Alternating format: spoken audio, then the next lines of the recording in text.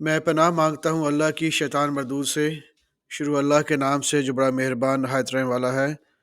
قرآن topics میں تنویر کاظمی، باب number 59، روزہ۔ البقرہ 2 آیت نمبر 183 سے 187۔ مومنوں تم پر روزے فرض کیے گئے ہیں جس طرح تم سے پہلے لوگوں پر فرض کیے گئے تھے تاکہ تم پرہیزگار بنو۔ روزوں کے دن گنتی کے چند روز ہیں، تو جو شخص تم میں سے بیمار ہو یا سفر میں ہو تو دوسرے دنوں میں روزوں کا شمار پورا کر لے۔ اور جو لوگ روزہ رکھنے کی طاقت رکھیں لیکن رکھے نہیں، وہ روزے کے بدلے محتاج کو کھانا کھلا دیں۔ اور جو کوئی اپنی مرضی سے زیادہ نیکی کرے تو اس کے حق میں زیادہ اچھا ہے۔ اگر تم سمجھو تو روزہ رکھنا ہی تمہارے حق میں بہتر ہے۔ روزوں کا مہینہ رمضان کا مہینہ ہے جس میں قرآن اول نازل ہوا، جو لوگوں کا رہنما ہے اور جس میں ہدایت کی کھلی نشانیاں ہیں اور جو حق و باطل کو الگ الگ کرنے والا ہے۔ تو جو کوئی تم میں سے اس مہینے میں موجود ہو چاہیے کہ پورے مہینے کے روزے رکھے، اور جو بیمار ہو یا سفر میں ہو تو دوسرے دنوں میں روزے رکھ کر ان کا شمار پورا کرے۔ تمہارے حق میں آسانی چاہتا ہے اللہ، سختی نہیں چاہتا۔ اور یہ آسانی کا حکم اس لیے دیا گیا ہے کہ تم روزوں کا شمار پورا کر لو، اور اس احسان کے بدلے کہ اللہ نے تم کو ہدایت بخشی ہے، تم اس کو بزرگی سے یاد کرو، اس کا شکر کرو۔ اور اے پیغمبر، جب تم سے میرے بندے میرے بارے میں دریافت کریں، انہیں معلوم ہو کہ میں تو تمہارے پاس ہی ہوں، اور میں اس کی دعا قبول کرتا ہوں، تو ان کو چاہیے کہ میرے حکموں کو مانیں اور مجھ پر ایمان رکھیں تاکہ نیک رستہ پائیں۔ روزوں کی راتوں میں تمہارے لیے اپنی عورتوں کے پاس جانا جائز قرار کر دیا گیا ہے۔ وہ تمہاری پوشاک ہیں اور تم ان کی پوشاک ہو۔ اللہ کو معلوم ہے کہ تم ان کے پاس جانے سے اپنے حق میں خیانت کرتے تھے، سو اس نے تم پر مہربانی کی اور تمہاری حرکات سے درگزر فرمائی۔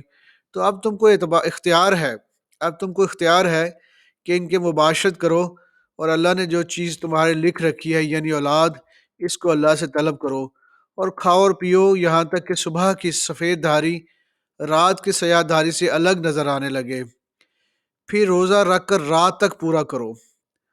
اور جب تم مسجدوں میں اعتکاف بیٹھتے ہو تو عورتوں سے مباشرت نہ کرو، یہ اللہ کی حدیں ہیں، ان کے پاس نہ جانا۔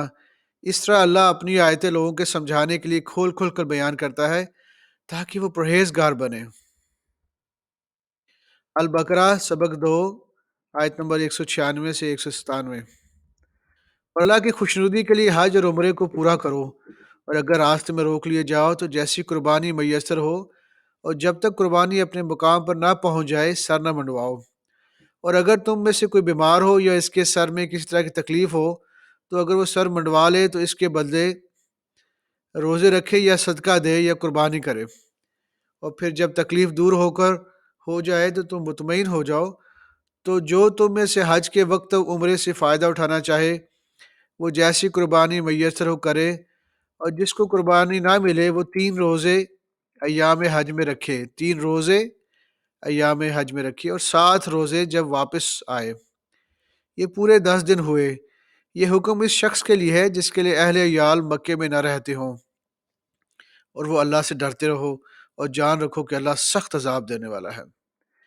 حج کے مہینے معین ہے جو معلوم ہے، تو جو شخص ان مہینوں میں حج کی نیت کر لے تو حج کے دنوں میں نہ عورتوں سے اختلاط کرے، نہ کوئی برا کام کرے، نہ کسی سے جھگڑے، اور جو نیک کام تم کرو گے وہ اللہ کو معلوم ہو جائے گا۔ اور زاد راہ یعنی رستے کا خرچ ساتھ لے جاؤ، کیونکہ بہترین زاد راہ پرہیزگاری ہے، اور اے اہل عقل مجھ سے ڈرتے رہو۔ النساء 4 آیت نمبر 92۔ اور کسی مومن کو شایع نہیں کہ وہ دوسرے مومن کو مار ڈالے مگر غلطی سے ایسا کر بیٹھے، اور جو غلطی سے بھی مومن کو مار ڈالے تو وہ ایک مسلمان غلام آزاد کر دے، اور مقتول کے وارثوں کو خون بہا دے، مگر یہ کہ وہ معاف کر دیں۔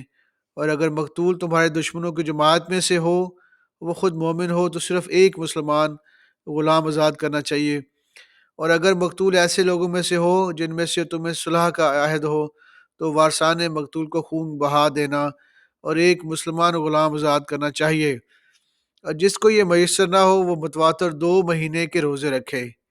یہ کفارہ اللہ کی طرف سے قبول توبہ کے لیے ہے، اور اللہ سب کچھ جانتا ہے، بڑی حکمت والا ہے۔ الحزاب 33 آیت نمبر 35۔ جو لوگ اللہ کے آگے سر اطاعت خم کرنے والے ہیں، یعنی مسلمان مرد، مسلمان عورتیں، مومن مرد، مومن عورتیں، فرمانبردار مرد، فرما بردار عورتیں، راست باز مرد، راست باز عورتیں، صبر کرنے والے مرد اور صبر کرنے والی عورتیں، عاجزی کرنے والے مرد اور عاجزی کرنے والی عورتیں، اور خیرات کرنے والے مرد اور خیرات کرنے والی عورتیں، اور روزہ رکھنے والے مرد اور روزہ رکھنے والی عورتیں، اور اپنی شرم گاہوں کی حفاظت کرنے والے مرد اور حفاظت کرنے والی عورتیں، اور اللہ کو کثرت سے یاد کرنے والے مرد اور کثرت سے یاد کرنے والی عورتیں۔ کچھ شک نہیں کہ ان کے لیے اللہ نے بخشش اور اجر عظیم تیار کر رکھا ہے۔